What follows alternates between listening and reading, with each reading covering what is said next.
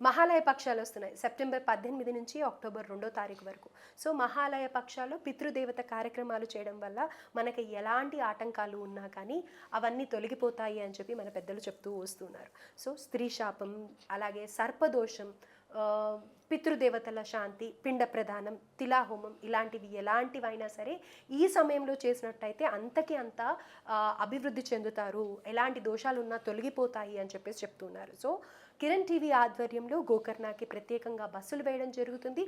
ఎవరి తిథి ప్రకారం వాళ్ళని పంపించడం జరుగుతుంది. ఇక్కడ హైదరాబాద్ నుంచి గోకర్ణ వరకు తీసుకొని వచ్చే బాధ్యత కిరణ్ టీవీ తీసుకుంది. సో గతంలో కూడా ఎంతోమంది వెళ్ళి వచ్చారు. అక్కడ ఎన్నో ఇలాంటి ప్లేసెస్ ఉంటూ ఉంటాయి అన్నమాట. ఏంటి పితృదేవతలకి చేసే కార్యక్రమాలు జరిపించే స్థలాలు. కానీ అన్నిటికంటే కూడా ప్రత్యేకంగా మనం సెలెక్ట్ చేసుకున్న స్థలంలో వాళ్ళు గురువులు ఎవరైతే ఉన్నారో వాళ్ళ తరతరాల నుంచి కూడా ఇది పద్ధతి ప్రకారం, వైదిక శాస్త్ర ప్రకారం ఎలా చేయాలి అనే దాంట్లో వాళ్ళు కరెక్ట్గా చేయించి పంపించడం జరుగుతుంది. ఎంతోమంది అభివృద్ధి చెందారు, వాటి ఫలితాలని చూశారు. కాబట్టి ఇప్పుడు గోకర్ణలో ఆ క్షేత్రం ఎలా ఉంటుంది, అక్కడ ఎలాంటి పూజ జరుగుతుంది అనేది కూడా ఆ వీడియో కూడా ఒకటి పబ్లిష్ చేయడం జరిగింది. ఆ వీడియోలో కూడా చూడొచ్చు. సో అక్టోబర్ 2 వరకు కూడా ఈ కార్యక్రమం జరుగుతుంది. అమావాస్య అక్టోబర్ 2న 2 బస్సులు వేయడం జరుగుతుంది. కాబట్టి ప్రతి ఒక్కరు కూడా ఈ అవకాశాన్ని సద్వినియోగం చేసుకోవాలని మనస్ఫూర్తిగా కోరుకుంటున్నాను. అయితే ఈ అంత ప్రాసెస్లో కూడా తద్దినం పెట్టిన రోజు పిండాలు పెట్టినప్పుడు ఆ పిండాలు కనుక కాకి ముట్టలేదు, కాకి తినలేదు అంటే చాలా బాధపడిపోతూ ఉంటారు. నిజంగానే కాకి రూపంగా ఆ ఆత్మ, ఆ జీవి అనేది వస్తాడా?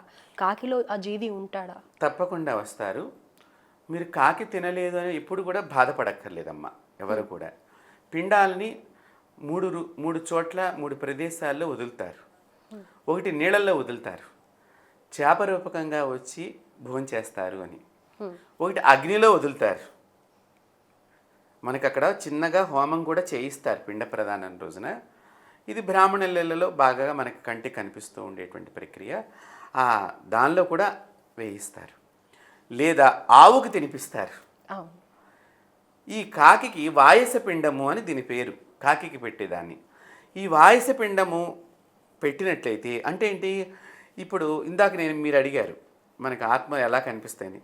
అంటే కాకి, ఇందాక నేను అదే చెప్పాను, కాకి వస్తుంది అనేది. సో ఈ కాకి వచ్చి వెళ్ళి ఒక మెతుకు ముట్టుకుంటే మనకి ఒక తృప్తిపడి, మా నాన్నగారు వచ్చారు, మా అమ్మగారు వచ్చారు, అదే చిహ్నం. సో ఇప్పుడు ఆవు తిందనుకోండి, వచ్చిందో లేదో మీకు తెలియదు. నీళ్ళలో వేయమన్నారు బ్రాహ్మలు, వేసేసాము. తిన్నాడో లేదో మనకి దృష్టికి తెలియదు. ఏంటి? అగ్నిలో వేసాం, అగ్ని రూపకంగా వచ్చి తింటాడు భగవంతుడు, కానీ తీసుకున్నాడో లేదో తెలియదు. కానీ కాకి వచ్చి వెళ్ళి ముట్టుకుందనగానే మన మనిషికి దగ్గరికి, మన ఇంటికి ఎక్కడో కాకి రావటం ఏంటి, మన ఇంటి దగ్గర ఉన్న ముద్ద తీసుకుని వెళ్ళటం ఏంటనేది మీకు ఒక సందేహం అనేది నివృత్తి అవుతుంది కదా నాన్న. సో ఆ మాదిరిగా మనకి వాయస పిండాన్ని, అది మనం వాయస పిండంగా మనకి గరుడ పురాణంలో చెప్పబడి ఉన్నది. ఈ తప్పకుండా తీసుకుంటుంది. నిజంగా మనం భక్తితో చేసినట్లయితే ఏదో రూపకంగా వచ్చి తింటుంది అక్కడ ఆత్మ. అయితే ఇప్పుడు ఈ కార్యక్రమం ఏదైతే ఉందో ఇదంతా కూడా ఇంట్లో పెద్ద కొడుకు చేతుల మీదగానే జరగాలి అని అంటూ ఉంటారు. ఇన్ కేస్ ఆ పెద్ద కొడుకు లేనట్టయితే, ఉన్నా కానీ అతను పెట్టలేని స్థితిలో ఉంటే ఆడపిల్లలు చేయొచ్చా? పెద్ద కొడుకు లేని పక్షంలో రెండో కొడుకు చేయొచ్చా? ఎందుకని పెద్ద కొడుకుకి ఎక్కువగా ప్రిఫరెన్స్ ఇవ్వడం జరుగుతుంది? ఇప్పుడు మీరు ఆలోచన చెయ్యండి. ఇంటిలో నాన్నగారితో పాటు సంచరించేది తొలిగా పుట్టినటువంటి సంతానం. అది ఆడపిల్ల కానివచ్చు, మగపిల్లాడి కావచ్చు. సో ఆ మాదిరిగా వెళ్ళినప్పుడు ఇంటి ఆచారాలన్నీ పెద్ద పిల్లవాడికి తొందరగా నేర్చుకుంటానికి అవకాశం ఉంటుంది. సో ఎవరు వస్తున్నారు, నాన్నగారు ఎవరెవరికి పెద్ద ప్రాధాన్యత ఇస్తున్నారు వచ్చినటువంటి అతిథుల్లో, అలాగే ఇంటిలో పూజలు జరిగినప్పుడు ఏ విధంగా చేస్తున్నారు అని గమనించే శక్తి ఇంట్లో పెద్ద కొడుకు ఉంటుంది. రెండవది, వయసులో చిన్నపిల్లల్ని మనం చనిపోయిన ప్రదేశాలకి తీసుకువెళ్ళాం, భయపడతారు అనేటువంటి దాంతో. సో పెద్ద కొడుకుని ఎక్కడైనా తండ్రి గారు తీసుకువెడుతూ గమనింప చేసేటువంటి కొన్ని విషయాలు జరుగుతూ ఉంటాయి సమాజంలో పూర్వకాలం నుంచి. అలాగే పెద్దవాళ్ళని వాళ్ళతో పాటు తీసుకెళ్ళటం ఇంటి బాధ్యత. అప్పుడు సమిష్టి కుటుంబంగా ఉండేది, కుటుంబం అంతా కూడా సమిష్టిగా ఉండేది. కాబట్టి కుటుంబంలో పెద్దవాడి మాట ఇంటిల్లపాది పాటించే అలవాటు ఉన్నది. కాబట్టి అప్పట్లో వారిని తీసుకువెళ్ళటము, వారికి విధి విధానాలన్నీ తెలియచేయటము, వీరు మన చుట్టాలు నాన్న, ఇలా గతించారు అని చెప్పడము, మనం రాకపోక వారికి మనకి ఉన్నది, వారు చనిపోతే మనం ఇన్ని రోజులు దేవుడి పూజ చేయకూడదు, మనకి మైలు వచ్చినట్లు లెక్క, ఇవన్నీ చెప్పడం మూలకంగా పెద్దవాడు సంగ్రహించుకొని తర్వాత తన సోదరులకు వాడు సోదరులకు కానీ వివరించేటువంటి అవకాశం ఎక్కువగా ఉంటుంది. అందువలన మీరు గమనించారు, ఆస్తి పంపకాలలో కూడా పెద్ద కొడుక్కి 1 ఎకరం భూమి ఎక్కువగా ఇచ్చేవాడు. ఎందుకయ్యా అంటే తను చనిపోయిన తర్వాత పెద్ద కొడుకుగా ఈ పిండ ప్రదానాలకి ఖర్చు నిమిత్తము వాడికి కొంత ధనం, మరి ఇంట్లో ఉన్న ధనం ఖర్చు అయిపోతుంది, మరి వాడి బతుకున్నంత వరకు పెడుతూ ఉండాలి. ఒకవేళ వాడికి అనారోగ్యం, ఇందాక మీరు అన్నారు పెద్ద కొడుకు చేయలేని పక్షము, ఆ రోజు జ్వరం వచ్చింది, చేయలేని పక్షం వచ్చింది, అప్పుడు బ్రాహ్మణుడిని తన ప్రదేశంలో కర్త కింద భావన చేసి ఒక బ్రాహ్మణ్ణి పెట్టుకుని చేయించుకోవాలి. ఒకవేళ ఆ సందర్భంలో ఆ రోజుకి చెయ్యలేకపోతే కనీసం ఆ తదియ రోజున చనిపోయారు అనుకుందాం ఉదాహరణకి, అంటే మళ్ళీ పౌర్ణమి తర్వాత తదియ వస్తుంది కదా రెండోసారి, ఆ రోజైనా చేయవచ్చు ఈ కార్యక్రమం. అయితే ఆడపిల్లలే ఉన్న పక్షంలో, ఆడపిల్లలు ఉన్న పక్షంలో ఆడపిల్లలు కూడా బ్రాహ్మణ్ణి నియమించుకోవాలి. అక్కడ వీరు చేసేటువంటి విధానం వీరికి లేదు కాబట్టి ఇక్కడ ఒక బ్రాహ్మణ్, అయ్యా మీరు మా తరఫున మా నాన్నగారికి సంబంధించిన కార్యక్రమాలన్నీ మీరు చేయండి, మీరు చేస్తున్నందుకు గాను మేము మీకు ఇది సమర్పణ చేసుకుంటున్నాము, మాకు తోచినంత, ఆ విధానంగా చెయ్యాలి. అయితే ఇక్కడ కొన్నిసార్లు ఏమవుతుందంటే ఆడపిల్లలతో ఉన్న బంధం కొద్దీ ఆ బాండ్తో తల్లిదండ్రి అంటారు, ఒకవేళ నేను గతించినట్టయితే నా అంత్యక్రియలు నువ్వు చెయ్యి ఆడపిల్లగా అని అంటారు. ఆడవాళ్ళకి ఎంత మటుకు ఆ హక్కు ఉంది, ఆ బాధ్యత తీసుకోవడం ఎంతవరకు కరెక్ట్, శ్మశానానికి వెళ్ళడం కానీ ఈ అంత్యక్రియలు జరిపించటం కానీ ఇది ఎంతవరకు కరెక్ట్, చేయవచ్చునా అసలైతే? అంటే మొదటి నుంచి స్త్రీనమ్మ భారతీయ సనాతన ధర్మంలో జన్మకు స్థానం కిందనే చెప్పారు కాబట్టి మరణాన్ని చూపించేటువంటి స్త్రీగా చెప్పలేదు. చనిపోయిన మనిషిని బతికించేదే స్త్రీ. మీరు సతీ సావిత్రిని చూడండి, యమధర్మరాజు తన భర్త ప్రాణాలు తీసుకెళ్ళిపోతుంటే యమధర్మరాజుతో ప్రయాణం చేసింది. అంటే స్త్రీలు, భారతీయ స్త్రీలు ఎంత గొప్పవారండి. ఏ మతంలోనూ లేరు ఇంత గొప్ప చరిత్ర, ఏ ధర్మంలోనూ. నా భారతదేశంలో తప్ప పరాయి దేశంలో ఎక్కడా ఈ సంస్కృతి లేదు. భారతీయ స్త్రీలంటే దేవతలే, దానిలో ఎటువంటి సందేహించవలసిన అవసరమూ లేదు. అంత శక్తి కలిగినటువంటి స్త్రీలు ఈ రోజుల్లో శక్తి విహీనులుగా అయిపోతున్నారని మా బాధ. అంటే వెళ్ళకూడదు అని అంటారా? వెళ్ళకూడదు అని కాదు, అంటే ఏంటి, పూర్వము భారతీయ సనాతన ధర్మాన్ని చెప్పినటువంటి ఆచారాలు నియమాలు అప్పటి స్త్రీలు పాటించారు.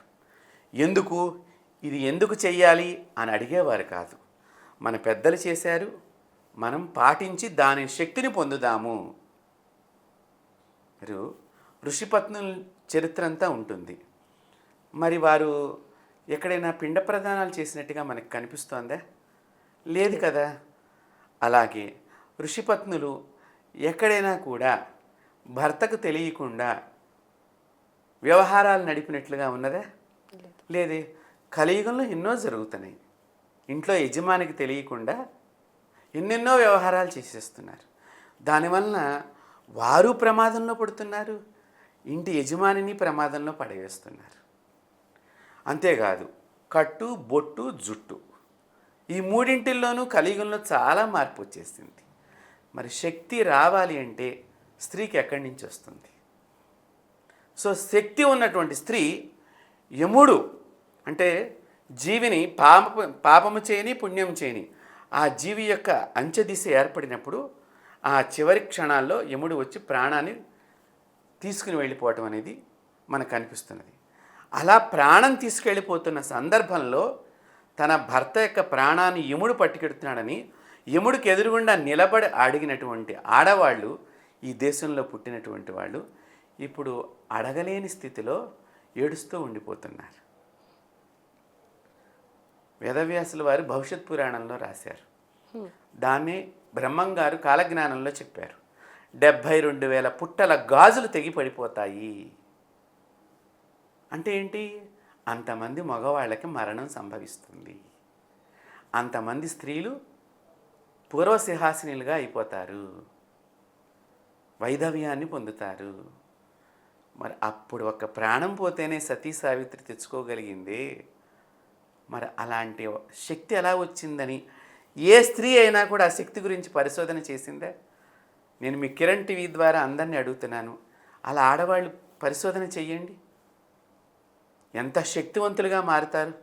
ఎందుకు జరుగుతాయి ఆడవాళ్ళ మీద ప్రమాదాలు? ఇప్పుడు మీరంత శక్తివంతులే, పోయిన ప్రాణాన్ని ఇచ్చినటువంటి వాళ్ళే, ఇవాళ మీరు ప్రాణాన్ని కాపాడుకోలేని, మీ ప్రాణాన్నే కాపాడుకోలేని స్టేజీ దాకా మనం వెళ్ళిపోతున్నాము. అంటే మేమేమో మాకు స్త్రీ అంటే దేవత, చిన్న బాలాదేవత, కన్నె ముత్తైదువు, పెద్ద ముత్తైదువు, పార్వతీ పరమేశ్వరుల కింద పూజలు చేస్తూ ఉంటాం. మరి అలాంటి స్త్రీలు ఇప్పుడు నేను చెప్పక్కర్లేదు, మీరందరూ గమనిస్తున్నారు ఏ మాదిరిగా అయిపోతున్నారు అనేది.